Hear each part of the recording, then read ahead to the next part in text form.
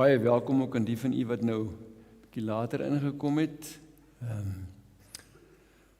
Ons tema, soos ek gesê het, is die Vader gee die Heilige Gees aan die wat vra, en vanaand, hoe bid en vra ons vir die Heilige Gees wanneer sonde die Heilige Gees bedroef.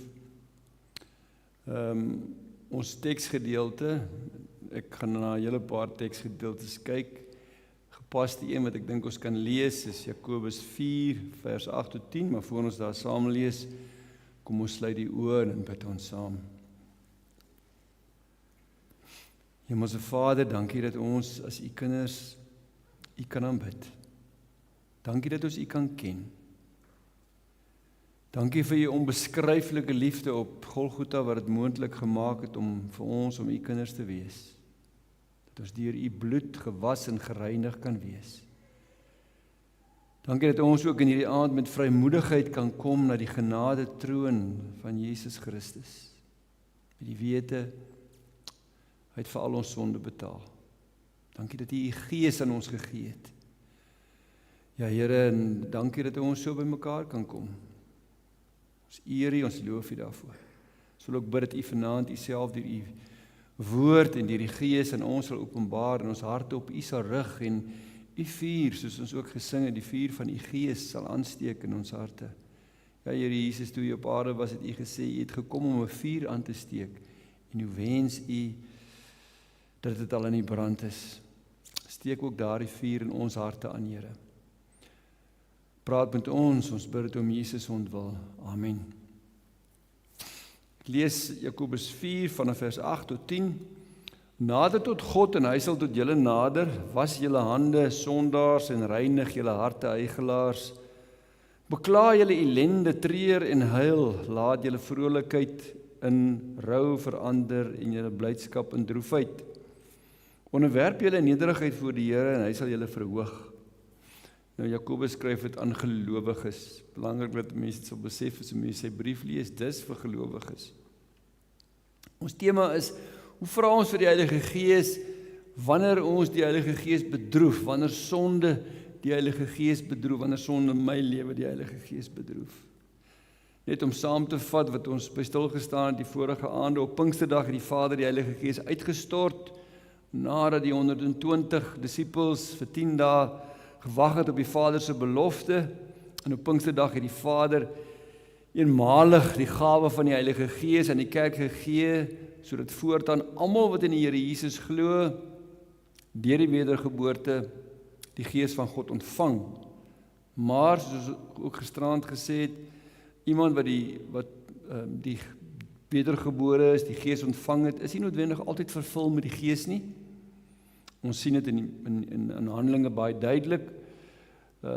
Tydens die uitstorting van die Heilige Gees lees ons waar hulle by mekaar was en almal is vervul met die Heilige Gees, staan daar, die dag toe die doping of die uitstorting met die Heilige Gees plaasgevind het. En dan kort daarna in Handelinge 4:31 lees ons dat die disippels wat weer by mekaar was, gebid het, en dan lees ons, terwyl hulle gebid het, is die plek waar hulle by mekaar was geskit, en almal is vervul met die Heilige Gees, kort nadat die Heilige Gees uitgestort is.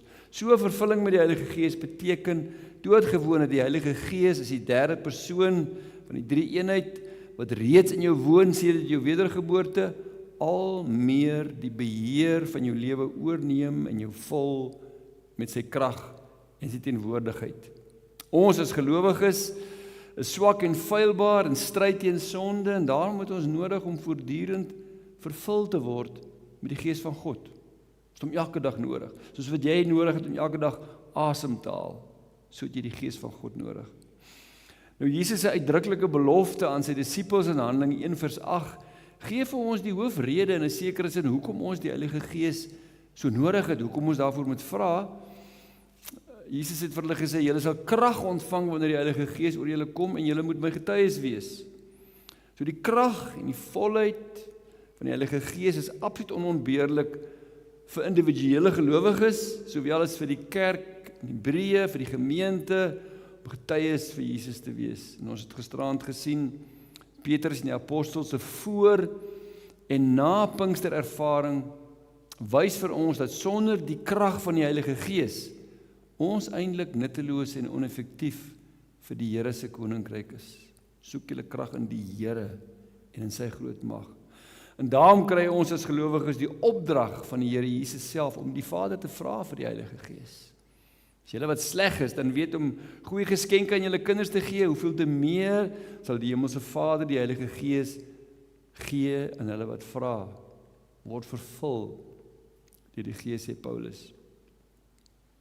Wat ons egter goed moet besef is dat die Heilige Gees 'n persoon is van die goddelike drie-eenheid. Die Here Jesus het heeltyd van die Heilige Gees gepraat as 'n persoon. In party kerke, veral sekere televisiepredikers, lyk dit of die Gees wat daar werk, amper soos 'n skoothondjie geword het vir die prediker. As die prediker sê blaf, dan blaf die Gees. As die prediker sê spring, dan spring die Gees. En daar is geen ontsag vir die Heilige Gees nie. En dan is dit duidelik, dit is nie die Heilige Gees wat daar werk nie. Want hy laat hom nie beheer en manipuleer nie. Want die Heilige Gees is die derde persoon van die goddelike drie-eenheid. Hy is nie 'n mag wat ons kan besit nie. Hy moet ons besit. Hy is nie 'n krag wat ons kan gebruik nie, maar ons moet in eerbied en ontsag voor hom neerbuig, want hy wil vir ons kragtig gebruik. In 1 Korintiërs 6 vers 9 wys Paulus die gelowiges daarop, omdat die Heilige Gees in hulle woon, hulle eintlik 'n tempel van die Heilige Gees is. Dis 'n ontzagwekkende gedagte. Die almagtige Skepper God, drie-enig, dat hy deur sy Gees in jou woon en jy 'n tempel van God is. Daarom, om daardie rede, moet ons uiters sensitief wees in ons optrede teenoor die Heilige Gees as persoon. Ons is swak, ons is feilbaar, ons struikel, maar ons moet sensitief wees. Omdat die Heilige Gees in ons woon. En daarom het die Here Jesus vir sy disippels gesê, daarom sê ek vir julle, elke sonde en lastering kan die mense vergewe word, maar die lastering teen die Heilige Gees kan nie vergewe word nie. Baie mense lees dit, dan skrik hulle boeglam, dink, het ek dit nou gedoen? Ek gaan nie vanaand daaroor preek nie, ek kan net sê, lastering teen die Heilige Gees, se uiteinde is 'n totaal verharde hart, wat niks met God te doen wil hê nie. En by die punt van enige genade verby is. Dis wanneer iemand gelaster teen die Heilige Gees, dan is hy totaal verhard. Ons weet nie wat daai punt is nie, daarom bid ons vir mense, net God weet wat daardie punt is. In Handelinge 7:51 wys Stefanus die Joodse godsdienstige leiers daarop dat hulle die Heilige Gees weerstaan het. Die Heilige Gees wil werk, jy weerstaan hom. Soos wat hulle voorvaders in die Ou Testament gedoen het. Dis kort voor hulle om 'n klippe doodgegooi het. Hy het vir hulle gesê, julle hardkoppig is, julle is heidens in julle harte, julle is doof vir die woord van God, julle weerstaan altyd die Heilige Gees, soos julle voorvaders gemaak het, maak julle ook. So mens kan die Heilige Gees weerstaan. In die Ou Testament het hulle dit gedoen. Baie. Paulus waarsku ook die gelowiges, moenie die Gees blus nie. As iets van God is, probeer dooddruk nie. En in 1 Thessalonicense 5, dis 1 Thessalonicense 5:19, en dan in Efesiërs 4:30 sê hy, en moenie die Heilige Gees van God bedroef nie, want hy het julle as die eiendom van God beseël met die oog op die verlossingsdag, en moenie die Gees bedroef nie. As gelowiges kan ons die Heilige Gees se werking blus en bedroef deur openlik in sonde te lewe. Daar's 'n verskil om te val. Daar's 'n verskil om te struikel. Maar dis iets anders om bewustelik, openlik in sonde te lewe en bewustelik teen God se wil te kies. Dan bedroef jy die Gees. In Jesaja 63 kry ons die aangrypende gedeelte waar die profeet praat oor die Israeliete wat God verlos het en hoe hulle God se liefde as te ware in sy gesig teruggegooi het en die Heilige Gees bedroef het. Aangrypende gedeelte. God het hulle verlos deur sy liefde en ontferming, hy het hulle opgetel en hulle altyd gedra, maar hulle het in opstand gekom en het sy Heilige Gees bedroef. En dan daarom het die Here vir hulle 'n vyand geword en het hy self teen hulle geveg. God wat jou lief het. Hierdie teksgedeelte wys vir ons hoe gevaarlik dit vir ons as gelowiges is om die Heilige Gees se werking te weerstaan en nie te luister as hy met jou praat deur God se woord, deur jou gewete of deur 'n medegelowige nie. As jy waarlik 'n kind van God is, jou saligheid nie op die spel nie, hy sal jou terugbring. Maar jy gaan dalk nie hou daarvan hoe hy met jou gaan werk as jy opsetlik hom bedroef nie. Om die Heilige Gees te bedroef deur openlike sonde of om te volhard op 'n pad wat jy weet verkeerd is uiters gevaarlik. Of jy's nie 'n kind van God nie, of jy's op 'n baie gevaarlike pad. Want God kan dalk baie drastiese optrede gebruik om jou terug te bring, as jy die fluisterstem van die Heilige Gees verontagsaam. Soos daar staan, daarom het die Here vir hulle 'n vyand geword en hy het self teen hulle geveg. God het dit gedoen omdat hulle die Heilige Gees se leiding teengestaan het en so die Gees bedroef het deur hulle ongehoorsaamheid, hulle rebellie en hulle sonde. En God het hulle vyand geword. Hoekom? Om hulle terug te bring. Om hulle terug te bring. God doen alles in liefde. Om hulle terug te bring. So wat gebeur wanneer ek die Heilige Gees weerstaan en bedroef deur openlike sonde? Ongehoorsaamheid. Die gevolge is destruktief.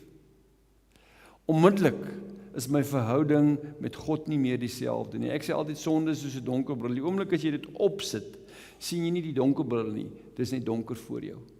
Jy kan nie sien jy het 'n bril op nie, want jy kyk deur die bril. Jy het iemand anders nodig om die bril weer af te haal. Die oomblik as jy die bril afhaal en sê nou kan ek weer sien. Die oomblik as jy sonde doen, dan sit jy daai bril op. En dan kan jy nie sien nie, want dit is donker. Jy sien nie die bril nie. Jy sien net. En iemand anders moet dit afhaal. So die oomblik as ek sondig, bewuslik sondig, openlik sondig, dan is bewuste gemeenskap en intimiteit met God verbreek. En wat gebeur dan? Dan verloor ek my begeerte om tyd met God en sy woord te spandeer. Jy gaan dit agterkom. Ek verloor my begeerte om tyd met medegelowiges te spandeer. Ons het dit al almal in ons eie lewe ervaar. Jy sien dit in mense. My ywer en entoesiasme vir die koninkryk is weg. Ek is nie meer waar ek was nie. Ek verstaan dit nie heeltemal nie. Want onthou ek het 'n donker bril op, ek kan nie die oorsaak sien nie. Daar's net 'n koudheid, daar's 'n louheid. Ek het nie meer lus om te bid nie. Ek soek nie meer na dit soos wat ek het gesoek het nie. Eerste liefde is weg. En dit sluit aan by die tweede punt. Ek verloor my vreugde en vrede van die Heilige Gees se teenwoordigheid. Daai vrede en vreugde van die eerste liefde. Sonde vat dit weg. Paulus skryf in Romeine 14:17, die koninkryk van God is nie 'n saak van eet en drink nie, maar van gehoorsaamheid aan God, vrede en vreugde wat die Heilige Gees gee. Jy kan dit nie opwek nie. Dis ook die vrede en vreugde wat, daai vreugde wat jong mense het omdat hulle jonk is nie. Sien dit nie. En dit kan nou daarbo wees nie, volgende oomblik val dit plat. Dis 'n vrede en 'n vreugde wat die Heilige Gees gee en wat omstandighede niks aan kan doen nie. Bedroef die Gees, wees ongehoorsaam in die Gees en die Heilige Gees se teenwoordigheid wyk soos 'n duif wat jy skrik maak. Jy al gesien 'n duif is nie aggressief nie. 'n Kraai is aggressief. 'n Duif, as jy hom skrik maak, hy sal net wegvlieg. Openlike sonde bedroef die Gees. En 'n geestelike leegheid en doodsheid en angs sal my hart vul. En ek kom dit nie eers dadelik agter nie, ek kom dit oor tyd agter. Die derde ding wat gebeur as ek die Gees bedroef is, ek sukkel om God se stem te hoor. En daarmee bedoel ek nie ek sukkel om hierdie stem uit die hemel uit wat ek heeltyd gehoor het en nou kan ek hom nie meer hoor nie. Nee. Ek sukkel om God se stem in sy woord te hoor. As jy kind van die Here is en jy lees sy woord, dan is die woord lewend. Maar as jy die Gees bedroef, raak die Bybel dood. God praat nie meer met jou nie. Dis die noodwendige gevolg wanneer jy die Gees bedroef. Jesus sê, my skape ken my, ek ken hulle en hulle ken my stem. Maar wanneer ek die Gees bedroef, is jy nog steeds 'n skaap van Jesus. Hy gaan sukkel om sy stem te hoor. Jy sal geestelik doof word vir sy stem, totdat die Heilige Gees jou oë weer oopmaak. Hy donkerbril afhaal, en jy kan sien. En dan 4, baie gevaarlik, die oomblik as jy die Heilige Gees bedroef, deur openlike sonde, is jy meer vatbaar om te sondig, om verder te sondig. Dan is jy meer vatbaar om te soog voor die begeertes van jou sondige natuur. Jy is onmiddellik meer vatbaar. Een sonde lei altyd vreeslik maklik tot 'n ander ene. Jou skanse is af. Jou swaard hang slap. Die duiwel sien jy's gekwes en sal wel munt slaan uit jou sonde. Dis hoekom wanneer geestelike leiers die Heilige Gees bedroef deur hoogmoed, dan raak hulle blind. Veral vir seksuele versoekings. En wanneer hulle die Heilige Gees hulle oë oopmaak, baie keer dan lê hulle in die arms van 'n ander vrou, om dit nou so plat te stel. Dan weet hulle nie waar dit vandaan kom nie, want hoogmoed het ingekom, maak hulle blind, en as jy vatbaar. Dan het God hulle klaar verneder, baie drasties. Hoekom? Om hulle terug te bring. Wat maak jy as gelowige wanneer jy agterkom dat jy die Heilige Gees bedroef het deur sonde in jou lewe? Wat maak jy? Ek besef dit eers gewoonlik wanneer die Heilige Gees my oë oopmaak nadat ek gesondig het en ek sien en my oortuig van my sonde. En die Heilige Gees kan dit doen deur 'n medegelowige, deur die prediking, deur die woord. Dit is baie keer moeilik, want sodra mense openlik in sonde begin lewe, dan wil hulle nie meer kerk toe kom nie. Hulle wil nie meer by medegelowiges wees nie. Hulle wil nie meer die Bybel lees nie. Maar as God die Gees met hulle wil praat, dan sal hy dit doen. Wat maak jy dan, wanneer die Heilige Gees jou oortuig? Hy oortuig my. Hier's goed in my lewe wat nie reg is nie. Dan gaan jy af. Jy gaan laag af in jou hart en op jou knieë en verneder jou voor God en jy verootmoedig jou voor God en jy bely jou sonde. Dis die teks wat ons gelees het, beskryf dit baie mooi. Nader tot God, dit is gelowiges in wie Jakobus skryf. Nader tot God en hy sal tot julle nader. Was julle hande sondaars, reinig julle harte eigelaars, bekla julle ellende, treur en huil. Laat julle vrolikheid in rou verander en julle blydskap in droefheid. Onderwerp julle in nederigheid voor die Here en hy sal julle verhoog. En ons moet pas op. Ons moet nie dink ons kan vir God paai met woorde nie. Berou vanuit jou diepste wese is wat God soek, omdat jy die Heilige Gees bedroef het. En wanneer 'n mens bid, ons harte is so bedrieglik, moet jy pas op vir jou eie hart, want jou selfverwyd kan dalk groter wees as jou berou. Dis baie keer vir ons, die selfverwyd is groter as die berou. Wat is die verskil tussen selfverwyd en berou? Selfverwyd is omdat ek gesondig het, is ek skaam omdat ek dit gedoen het en mense daarvan weet en ek hulle nie in die oë kan kyk nie. Dis selfverwyd. Waaroor gaan dit dan? Dit gaan oor myself, oor my eie eer. En om dit weer te herstel, gaan maar net om myself. Berou is omdat ek teen God gesondig het. Geen nie omdat mense dink en sê nie. Omdat ek sy naam deur die modder gesleep het, is my hart stikkend. Ek onthou 'n Himba vrou, Giethe, wat tot bekering gekom het, en ons het so gesit, en sy het haar sondes bely, hardop.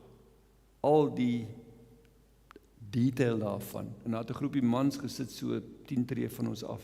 Hulle het hardop gelag, toe hulle hoor wat sy als bely. Wat sy saam geslaap het, alles wat sy gedoen het.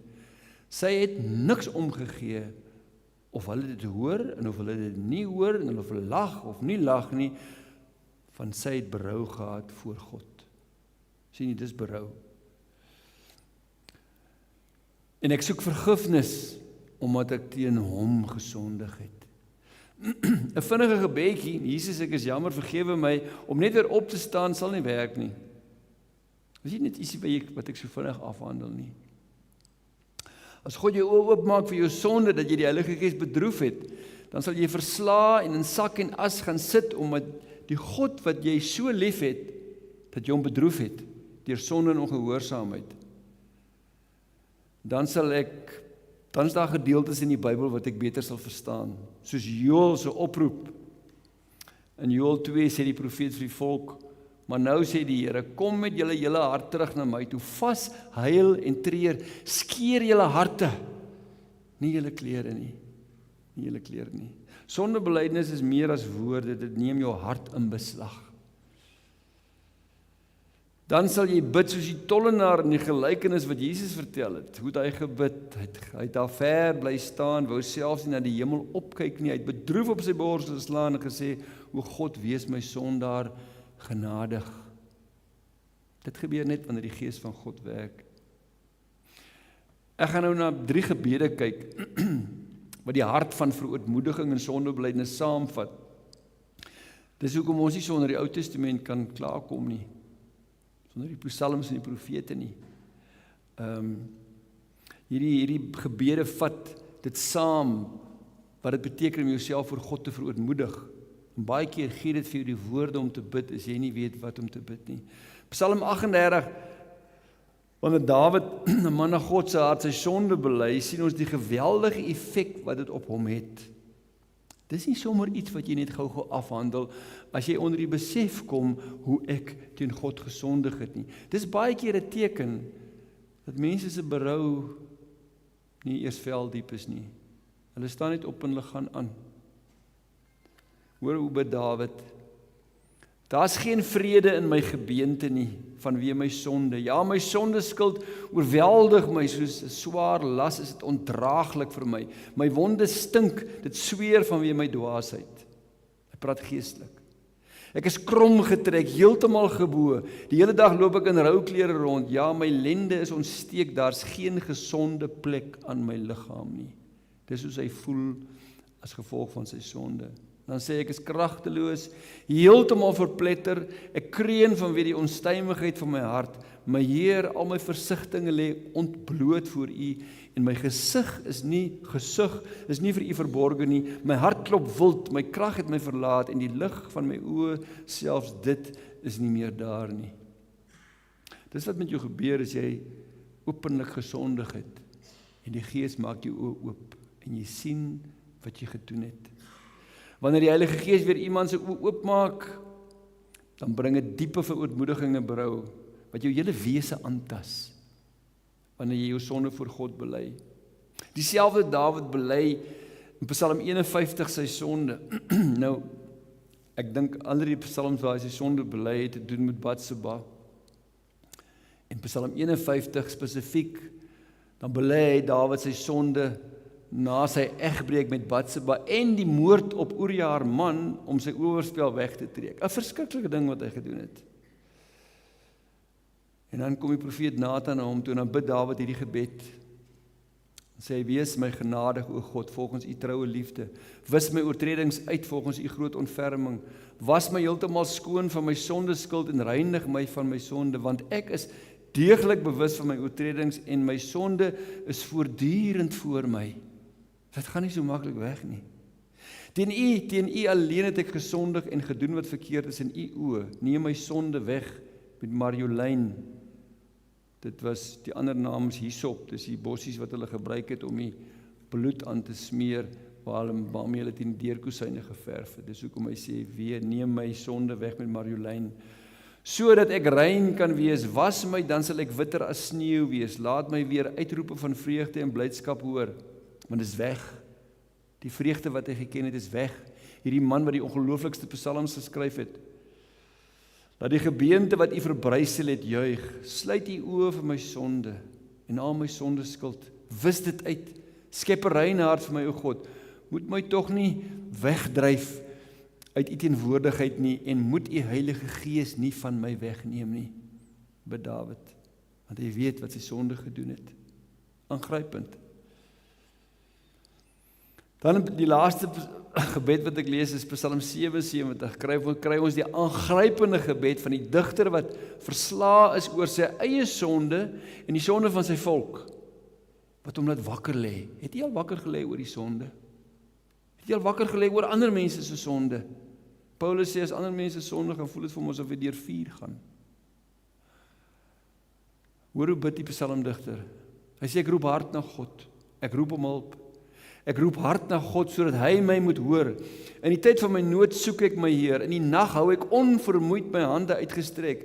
Ek is ontroostbaar. Dink ek aan God, dan kreun ek, kla ek, dan weifel my gees. U hou my ooglede oop, ek is ontsteld, ek kan nie praat nie. Sal my Heer ons dan vir ewig verstoot en ons nooit weer aanvaar nie? Is dit vir altyd die einde van sy troue liefde? Het God vergeet om genadig te wees, of het hy in toorn sy ontferming opgehef? Die absolute worsteling. Ken ons dit? So met God te worstel. Oor sonde, by eie sonde. Is dit hoe ons bid, nadat ons die Heilige Gees bedroef het? Of is dit sommer net iets wat ek maklik agter my sit? Wanneer die Heilige Gees ware sondeoortuiging bring, sal dit my hart vasgryp en ek sal God in gebed soek en ek sal hom soek met my hele hart totdat God se vergifnis my hart tot rus bring. Daar's een ding om iets te vat en te weet dis die waarheid en daar's 'n ander ding om te bid totdat God vir jou vergifnis in jou hart gee en jy weet hierdie saak is nou afgehandel. Dan sal die Here se belofte deur sy profeet Joël, ek het die eerste gedeelte gelees, vir jou soos olie wees op jou wonde, want jy weet vergifnis is steeds daar. Kom terug na die Here julle God toe, hy is genadig en barmhartig, hy is lankmoedig en vol liefde, hy is bereid om straf te herroep. Dis die evangelie, ook vir kinders wat teruggeval het. Vir mense wat aanvanklik tot bekering kom, as hulle sondes bely, is dit nie so erg nie. Maar vir kinders van God wat in 'n erge sondes val, is dit baie erg om dan terug te gaan. Baie, baie erger. Die sonde wat jy doen na jou bekering, erge sondes, is baie erger as die wat jy gedoen het voor jou bekering. Want na jou bekering het jy die lig gehad. Voor jou bekering het jy nie die lig gehad nie. Dan sal jy troos vind in Dawid se woorde as jy teruggaan, as die Here jou terugvat. Dawid sê verder in Psalm 51, offers aan God is 'n gebroke gees, 'n gebroke en 'n verpletterde hart sal u o God nie minag nie. Dawid het daaraan vasgehou, het geweet, na hy met Batseba oorspel gepleeg het en vir Uria doodgemaak het. 'n Gebroke gees, 'n gebroke en 'n verpletterde hart sal die Here nie minag nie. Dit sluit aan by die Here se belofte in Jesaja 66 vers 2, waar die Here sê, ek slaan ag op die mense nood, op die een wat berou het oor sy sonde, wat ontzag het vir my woord. Die Here is ongelooflik genadig. As jy mense hierdie Ou Testament lees, en dan sien jy hierdie koning, ek dink aan koning Agab, goddelose koning, en dan toon hy net die geringste mate van berou, dan vergewe die Here hom. As jy berou het oor jou sonde, dan vergewe hy. Wanneer jy met ware berou gewerk deur die Heilige Gees, wie jy bedroef het, voor God jou sonde bely, dan sal die Here Jesus se sondeoffer op Golgotha, sy kruisbloed, vir jou meer kosbaar wees as iets anders. Dan sal jy dit vasgryp met jou hele hart en wese, want jy weet, dis jou enigste hoop. Dan sal die vergifnis vir jou so kosbaar wees, amper asof hy vir jou vir die eerste keer vergewe het. Soet in jou ore sal dit klink soos Jesus se woorde aan die owerspelige vrou, waar Jesus vra gesê, ek veroordeel jou nie, gaan, jy moet van nou af nie meer sondig nie. Hier is 'n belangrike waarheid wat ons moet verstaan. Wanneer ek myself verootmoedig voor die Here en my sonde met berou voor God bely, omdat ek die Heilige Gees bedroef het, dan doen ek dit omdat die Heilige Gees my in genade weer oortuig het en teruggebring het. As die Heilige Gees my nie oortuig het, sal ek nie terugkom nie. Want ek is blind. Dan doen ek dit omdat die Heilige Gees berou in my hart gewerk het. Omdat hy my teruggebring het na Jesus. Ons het die eerste aand, die tweede aand, het ons gepraat oor die Here Jesus. Die Heilige Gees se fokus is altyd Jesus. En as ek afdwaal, dan wil hy my terugbring na Jesus toe, dat ek vergifnis kan kry. En daarom wanneer ek bewus raak van die Heilige Gees wat my oortuig van sonde, As jy hier sit en die Heilige Gees sit sy vinger op iets in jou lewe wat verkeerd is, en hy oortuig my van sonde, moet dit nie vir hom moeilik maak nie. Dat dit nie vir hom nodig is om met jou hart te werk en jou te verneder nie. Want dit doen hy maklik. As die Here met my praat oor sonde in my lewe, en ek is sy kind, en ek verhard my hart, hy sal my heilig maak. Dan gaan hy my verneder, maar hy gaan my heilig maak. Soos hy met my praat, luister onmiddellik. Hardloop na die Here Jesus toe, soos die verlore seun na die Vaderhuis gehardloop het. Want daar is vergifnis verniet. En dit bring ons terug na ons tema. Hoe vra ons vir die Heilige Gees wanneer ons die Heilige Gees bedroef?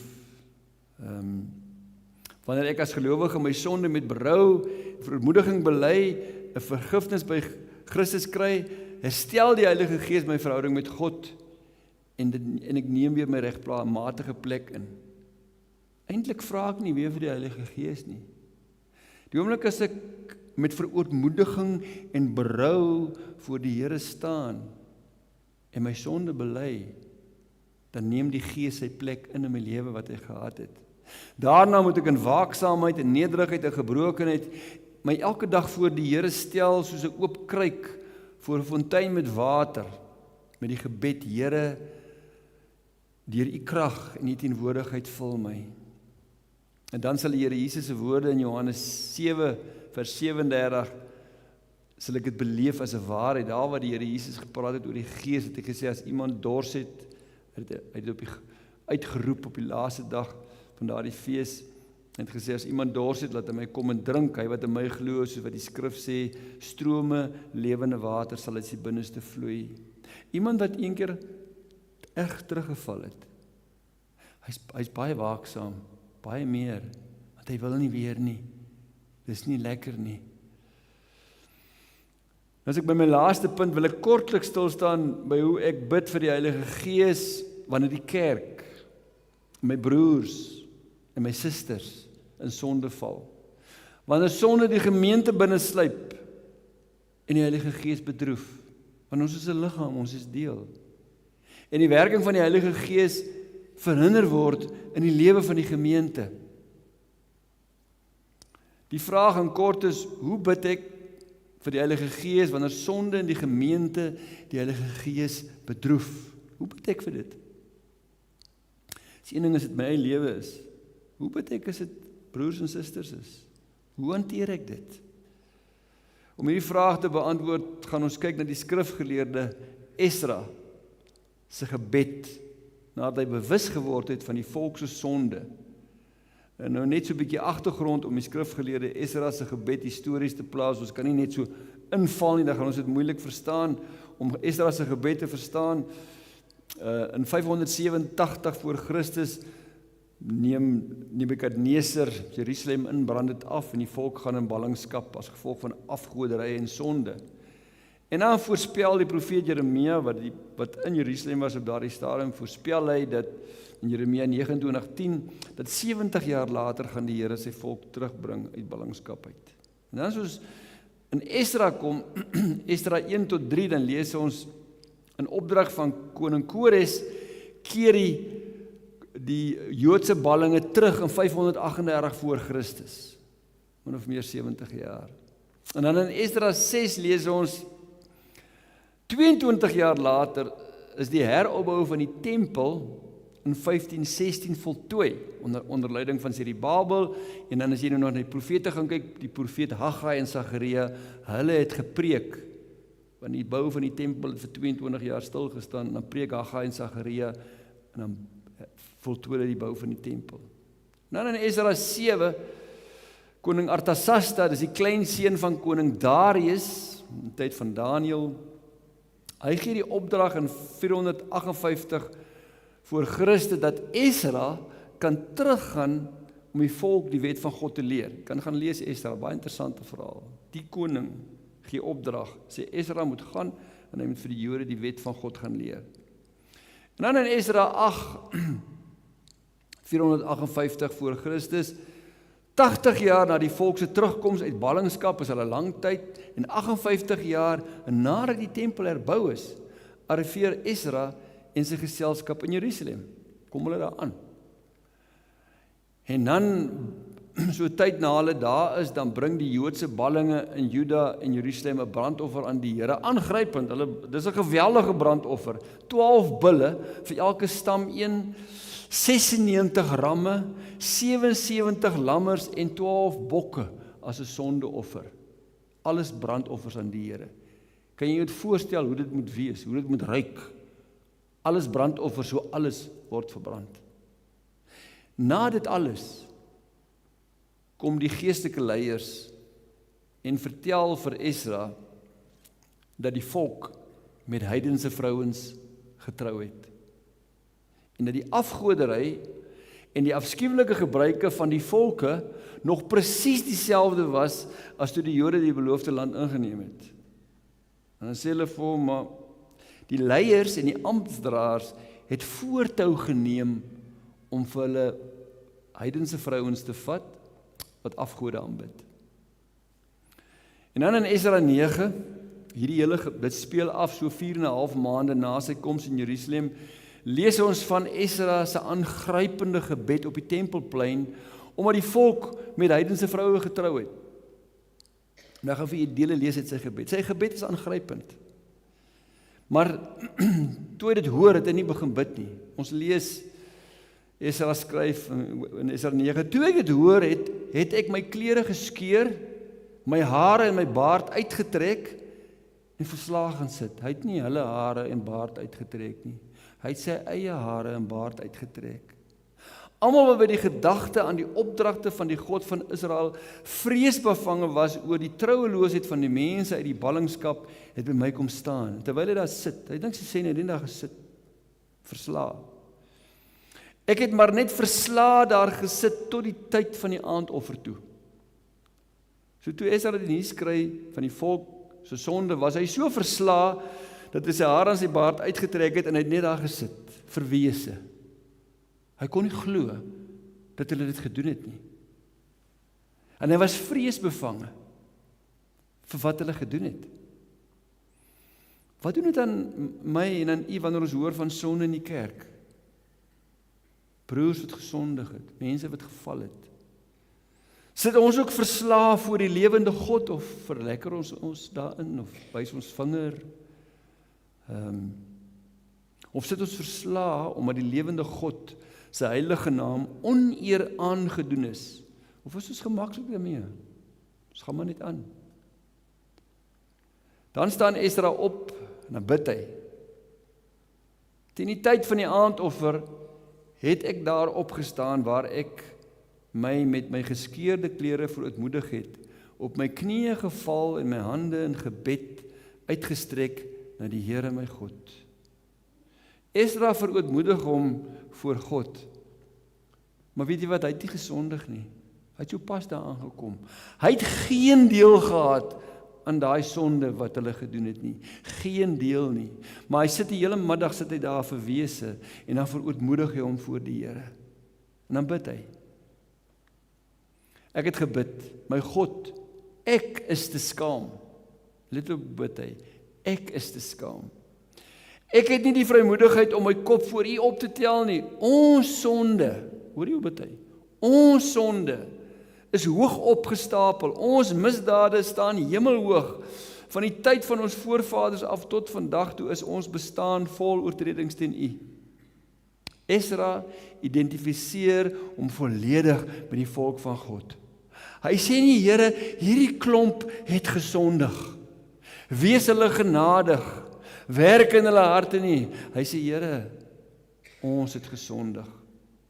Ons sonde, nie julle sonde nie. In sy gebed verwys Esra, ek lees nie die hele gebed nie, na die feit dat die volk van God deur ondertrouery met die heidene nasies in afgoderry verval het, en daarom is Jerusalem verwoes. Dit was so by die konings ook, vir Salomo se probleem ook. Sy vrouens het hom weggevat van die Here af, want hy het hulle afgode begin aanbid. En dis die rede hoekom Jerusalem afgebrand is, en die tempel afgebrand is, omdat hulle ondertrou het, en so die afgoderry ingekom. Daarom is Jerusalem verwoes. Hy weet dit was die rede gewees hoekom Jerusalem verwoes is. En dan bid hy oor God wat hulle genadig was en teruggebring het. Bid hy nou 'n kort oombliekie het daar vir ons genade gekom van die Here ons God. Hy het die klompie van ons laat vrykom. Dis die ballinge wat teruggekom het.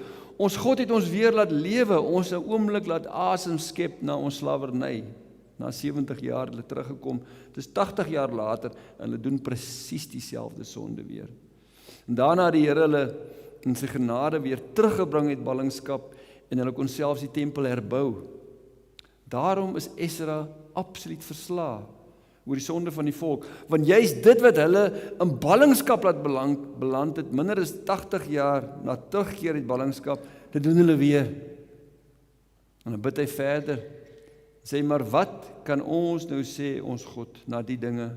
Ons het u gebooie oortree, en na alles wat oor ons gekom het, kom ons en steur ons weer nie aan u gebooie nie. Ons ondertrou met hierdie nasies wat so afskuwelik leef, moet u toorn ons dan nie heeltemal vernietig nie, sodat niemand oorbly, niemand vrykom nie. Hoor hoe bid hy ons? Ons. Hy's volledig deel van die volk. Hy preek nie vir die volk nie. Hy roep nie die leiers bymekaar en roskam hulle oor die ontrouheid nie. Asof hy bid asof hy self daaraan deelgeneem het. Hy en Nehemia verskil so 'n bietjie. As jy in Nehemia gaan lees, dan sien jy toe daar nou weer van hulle is wat met vreemde vrouens trou nadat hulle die skoon gemaak het, toe Nehemia hulle baard en hare uitgetrek. Jy kan gaan lees. Hy was 'n gouverneur, Esra was 'n skrifgeleerde. Esra het sy eie hare en baard uitgetrek. Esra preek nie vir hulle nie. Hy praat net met God. Hy verootmoedig homself voor God asof hy self ontrou was. En luister na die laaste gedeelte van sy gebed. Here God van Israel, U is regverdig. U die klompie van ons laat vrykom, soos dit vandag is. Hier is ons voor U met ons oortredings, maar so kan niemand voor U staan nie. Dis hoekom hy so verslae is. Sê Here, ons staan nie voor U met ons sonde, so kan niemand voor U staan nie. En dan kom ons by hoofstuk 10 en daar sien ons hoe dit God Esra se gebed gebruik. Dis aangrypend. Hoe gebruik God Esra se gebed om die volk tot sondeoortuiging en berou te bring, tot by die punt waar hulle alle vreemde vrouens vrywillig uit die volk van God verwyder het. Stel jou voor, daar's 110 gevalle gewees van vreemde vrouens wat hulle getrou het, en hulle het hulle almal verwyder. Mense wat oor jare getroud was, met kinders, hulle is verwyder. Dit is die prys van gehoorsaamheid in daardie situasie. En hoe het dit gebeur? Wat het gebeur? Ons lees, terwyl Esra voor die tempel gekniel en gebid en belydenis gedoen het 'n groot aantal Israeliete rondom hom kom staan, mans, vrouens en kinders. Hy het gehuil en die mense het ook hard gehuil. God het sy gebed gebruik om hulle harte aan te raak. En sy verootmoediging het oorgegaan na hulle verootmoediging toe. Sy aangrypende gebed van verootmoediging en sondebelydenis het tot gevolg dat die volk onder sondeoortuiging kom en vrywillig alle heidense vrouens en hulle kinders uit die volk verwyder. Jy kan dit gaan lees. Hulle het na hom toe gekom en gesê, Esra, ons is in jou hande. Sê net wat ons moet doen, want ons wil aan die Here gehoorsaam wees en ons sal dit doen. En hulle het dit gedoen sonder dat hy een woord vir hulle gesê het. Hy het net met God gepraat. Dis hoe 'n mens moet bid as die Heilige Gees bedroef is in die gemeente. Ek sluit af. Wil ons hê die Gees van God moet die kerk herstel en vul met sy teenwoordigheid, sodat die kerk van die Here Jesus die heerlikheid van God in hierdie wêreld sal sigbaar maak. Dan moet ons soos Esra onsself voor die Here vermoedig en die kerk se sonde bely as ons sonde. Ek staan so skuldig daar in myself en intree by die Here ter wille van die eer en die heiligheid van sy naam, want dit gaan nie om my nie, dit gaan nie om u nie, dit gaan om die Here, om sy eer. As dit vir ons soms voel of louheid en kragteloosheid die kerk van die Here Jesus wil verswelg, moet ons soos Esra die Here se aangesig soek. As Esra so kon bid vir die volk Israel in die Ou Testament, hoeveel te meer moet ons nie intree vir die kerk van die Here Jesus in die Nuwe Testament nie. Ons het soveel meer rede om in te tree vir die kerk, want die kerk is duur gekoop deur die bloed van die Here Jesus. Daar moet ons, wat Esra gebid het vir die volk, die Ou Testament, so moet ons bid vir die kerk. Mag die Here ons vul met sy Gees, dat ons kan bid. Onse Vader wat in die hemele is, laat die naam geheilig word in u kerk, in die gemeente. Laat die koninkryk kom in die kerk. Laat u wil geskied soos in die hemel, net so ook op die aarde, in u kerk. Mag die Here vir ons help. Kom ons gee geleentheid vir gebed. Ek gaan weer vanaand dat ons na mekaar toe draai en dan as jy vrymoedigheid het, as dit familie is dit maklik. Anders bid jy net by jouself. Kom ons bid vir die kerk van die Here Jesus. Ons bid vir die kerk in Namibië. Ons bid vir ons gemeente en weier dat die Here sy koninkryk sal laat kom en sy naam sal heilig en sy wil laat geskied in die kerk van die Here Jesus. En as jy weet vir mense, spesifiek weet vir mense, wat jy weet, mense wat afgedwaal het, mense wat koud geraak het, bid vir hulle, bid vir hulle. Kom ons gee geleentheid vir gebed.